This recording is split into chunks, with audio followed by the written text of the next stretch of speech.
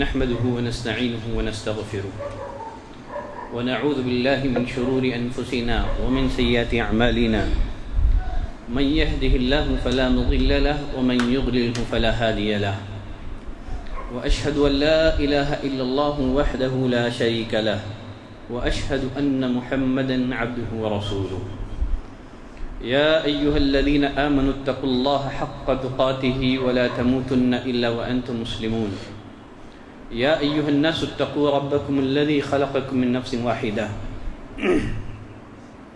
وخلق منها زوجها وبث منهما رجالا كثيرا ونساء واتقوا الله الذي تساءلون به والأرحام إن الله كان عليكم رقيبا يا أيها الذين آمنوا اتقوا الله وقولوا قولا سديدا يصلح لكم أعمالكم ويغفر لكم ذنوبكم ومن يطع الله ورسوله فقد فاز فوزا عظيما أما بعد فإن أصدق الحديث كتاب الله وأحسن الهدي هدي محمد صلى الله عليه وسلم وشر الأمور محدثاتها وكل محدثة بدعة وكل بدعة ضلالة وكل ضلالة في النار. ہر قسم کی تعریف، بزرگی، بڑائی اللہ وحدہ لا شریک کے لیے لائق اور زیبا ہے، جو اس ساری کائنات کا خالق، مالک، رازق اور ہماری ہر قسم کی عبادتوں کا تنہا مستحق ہے. اللہ کی رحمتوں اور برکتوں کا نزول ہو اس دنیا میں بھیجے گئے فردن فردن سارے ہی انبیاء کرام پر، خصوصیت کے ساتھ ہمارے اور آپ کے آخری نبی امام المرسلین رحمت للعالمین جناب محمد صلی اللہ علیہ وسلم پر. برادران اسلام، عزیز دوستوں، خواتین اسلام، جب بندہ اللہ کے ذکر سے، اللہ کی یاد سے اعراض کرتا ہے، گناہوں کا ارتکاب کرتا ہے، تو اس پر بہت ساری مصیبتیں آتی ہیں، وہ بہت ساری مصیبتوں کا شکار ہو جاتا ہے. ان مصیبتوں میں 8 مصیبتیں بہت زیادہ خطرناک ہیں. یہ 8 مصیبتیں انسان کی دنیاوی زندگی کو تباہ و برباد کر دیتی ہیں اور اس کی آخرت کو بھی خطرے سے دوچار کر دیتی ہیں. اب سوال یہ ہے، وہ 8 مصیبتیں کون سی ہیں، وہ 8 پریشانیاں کون سی ہیں جو بندے مومن کی دنیا اور آخرت کے لیے نقصان دہ ہیں. انس بن مالک رضی اللہ تعالیٰ عنہ فرماتے ہیں، کنت اقدم رسول اللہ صلی اللہ علیہ وسلم، میں رسول اللہ صلی اللہ علیہ وسلم کی خدمت کیا کرتا تھا. فکنت اسمعہ کثیرا یقول، نبی کریم صلی اللہ علیہ وسلم کثرت سے اس دعا کا اہتمام کرتے تھے. وہ دعا کون سی ہے؟ اللہم انی اعوذ بک من الہم والحزن والعجز والکسل والبخل والجبن وغلع الدین وغلبۃ الرجال. نبی کریم صلی اللہ علیہ وسلم معصوم ہیں، شیطان کے ہر شر سے محفوظ ہیں، لیکن اس کے باوجود آپ صلی اللہ علیہ وسلم ان چیزوں سے اللہ کی پناہ طلب کرتے تھے، ان پریشانیوں سے، ان مصیبتوں سے اللہ کی پناہ طلب کرتے تھے. تو ہم کو ان مصیبتوں سے کتنی پناہ طلب کرنی چاہیے؟ اس دعا میں 8 مصیبتوں سے، 8 پریشانیوں سے پناہ طلب کی گئی ہے.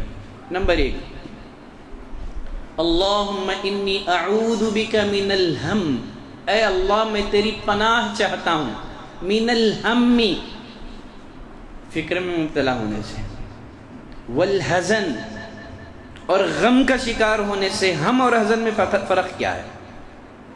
فکر میں اور غم میں فرق کیا ہے؟ ہم فکر، اس کا تعلق مستقبل سے ہے، آدمی فیوچر کا سوچ کر کے پریشان ہو جائے. غم اس کا تعلق ماضی سے ہے، پاسٹ سے ہے،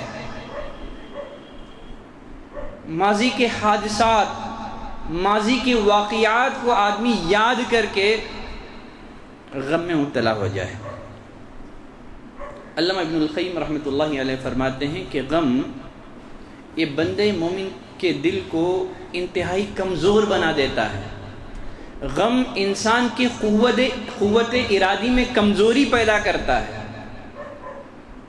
اور شیطان کو بندے مومن کے غم سے زیادہ کوئی اور چیز محبوب اور پسندیدہ نہیں ہے۔ غم، ٹینشن، یہ انسانی زندگی کو مقدر اور بدمزہ بنا دیتے ہیں۔ یہی وجہ ہے اللہ نے قرآن مجید میں فرمایا جب جنتی جنت میں داخل ہو جائیں گے تو دعا کریں گے الحمدللہ الذی اذھب عنا الحزن، اللہ کا لاکھ لاکھ شکر، اللہ کی تعریف جس نے ہم سے غم کو دور کر دیا۔ ٹینشن فری لائف بندے مومن کو صرف جنت میں میسر ہوگی، لیکن جہاں تک دنیا کا معاملہ ہے، یہ دنیا دار کبد ہے۔ اللہ نے فرمایا وَلَقَدْ خَلَقْنَا الْإِنسَانَ فِي كَبَدٍ، ہم نے انسان کو مشقتوں میں پیدا کیا ہے۔ دنیا میں ٹینشن فری لائف کا تصور نہیں کیا جا سکتا۔ انسان ایک مصیبت سے نجات حاصل نہیں کرتا کہ دوسری مصیبت فوراً انتظار میں کھڑی رہتی ہے۔ غم کا اور فکر کا سب سے بہترین علاج یہ ہے کہ ایک مومن اللہ کی تقدیر پر ایمان لائے اور اللہ کی تقدیر پر راضی ہو جائے، اللہ کے فیصلے پر راضی ہو جائے۔ اسی بنا پر نبی کریم صلی اللہ علیہ وسلم نے فرمایا لا یبلغ عبد حقیقت الایمان، کوئی بھی بندہ ایمان کی حقیقت کو پا نہیں سکتا جب تک کہ وہ یہ نہ جان لے، وہ یہ یقین نہ کر لے ان ما اصابہ لم یکن لیخطئہ، جو مصیبت اسے پہنچی ہے، جو مصیبت اسے لاحق ہوئی ہے، وہ اسے چوکنے والی نہیں تھی۔ بندے مومن پر آنے والی مصیبتیں یہ اللہ کی تقدیر سے ہیں۔ نہ ایک بندے مومن پاس کے واقعات کو، ماضی کے واقعات کو یاد کر کے غم میں مبتلا ہوتا ہے، نہ مستقبل کی پریشانیاں اسے ٹینشن میں مبتلا کرتی ہیں۔ تو ایک بندے مومن صبر کرتا ہے اور دعا کرتا ہے اللہم انی اعوذ بک من الہم والحزن۔ تیسری اور چوتھی چیز والعجز والکسل، اے اللہ میں عاجزی سے اور سستی سے تیری پناہ طلب کرتا ہوں۔ عاجزی اور سستی میں فرق کیا ہے؟ عاجزی کا مطلب ہے عدم القدرت علی الخیر، خیر کے کاموں کو کرنے کی آدمی قوت کھو دے، اس کو عاجز ہونا کہا جاتا ہے، لاچار ہونا، کہ بندہ اتنا لاچار ہو جائے کہ وہ خیر نہ کر سکے، وہ نیکیاں نہ کر سکے، وہ عبادت نہ کر سکے۔ اور کسل کا مطلب، سستی کا مطلب بندہ قادر رہتے ہوئے، استطاعت اور طاقت رکھتے ہوئے بندہ عبادت میں سستی کرے، اسے عبادت میں کوئی رغبت ہی نہ ہو، اسے نماز میں کوئی شوق نہ ہو، اسے بھلائی کے کاموں میں کوئی رغبت نہ ہو۔ اللہ نے منافقین کے بارے میں فرمایا وَإِذَا قَامُوا إِلَى الصَّلَاةِ قَامُوا كُسَالَىٰ، منافقین جب نماز کے لیے کھڑے ہوتے ہیں تو سستی اور کاہلی سے کھڑے ہوتے ہیں، انہیں نماز میں کوئی رغبت نہیں ہے، انہیں عبادتوں میں شوق نہیں ہے۔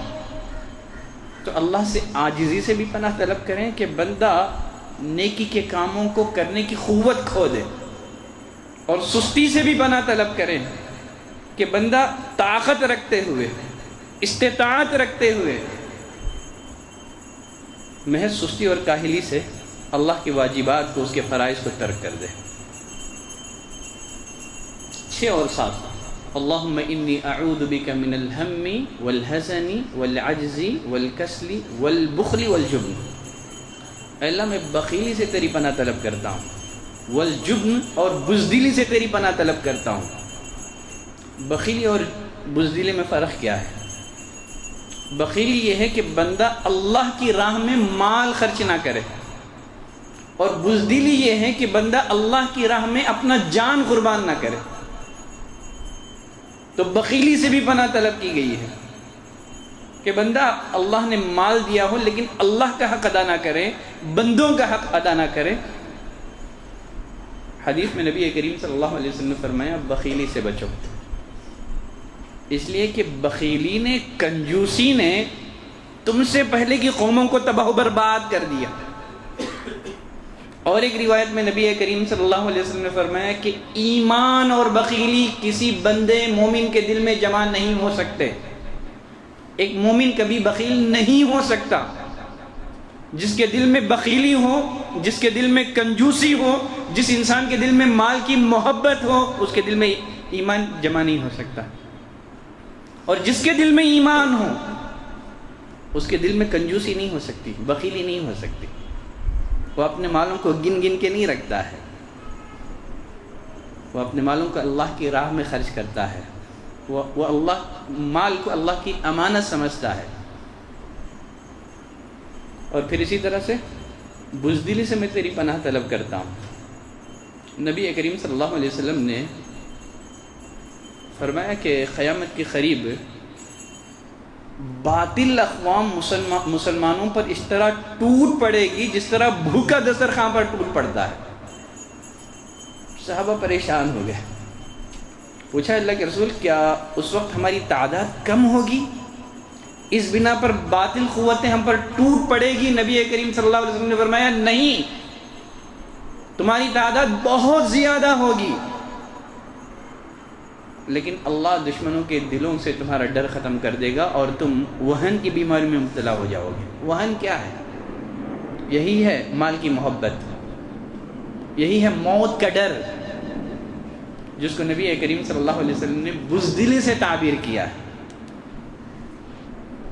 تو اللہ سے دعا کرتے ہیں کہ پروردگارہ یہ جو مصیبتیں ہیں، ان آفات سے تو ہماری حفاظت فرما. سبحانک اللہم و بحمدک، اشہد ان لا الہ الا انت، استغفرک و اتوب الیک.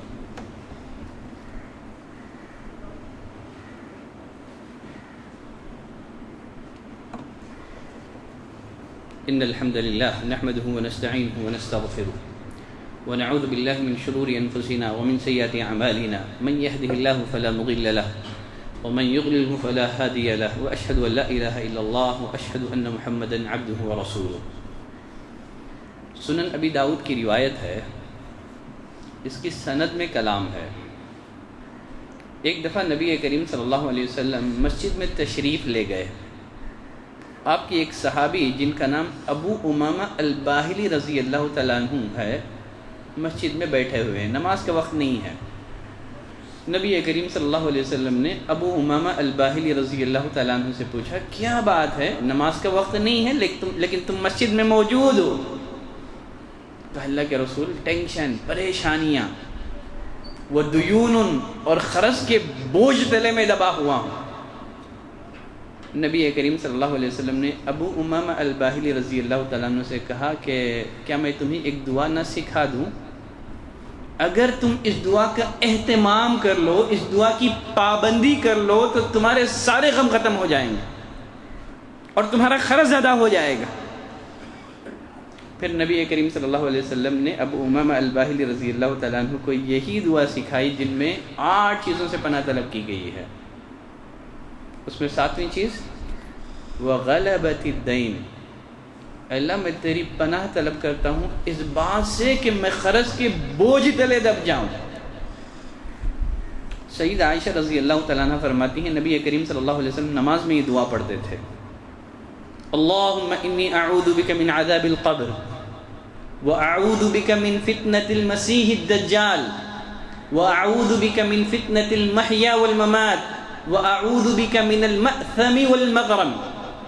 اللہ میں گناہوں سے قرض سے تیری پناہ طلب کرتا ہوں. ایک شخص نے نبی کریم صلی اللہ علیہ وسلم سے سوال کیا، پوچھا اللہ کے رسول کیا بات ہے، آپ اتنی کثرت سے قرض سے پناہ طلب کرتے ہیں؟ نبی کریم صلی اللہ علیہ وسلم نے فرمایا کہ جب آدمی مقروض ہوتا ہے تو بات کرتا ہے تو جھوٹ بولتا ہے، وعدہ کرتا ہے تو وعدہ خلافی کرتا ہے.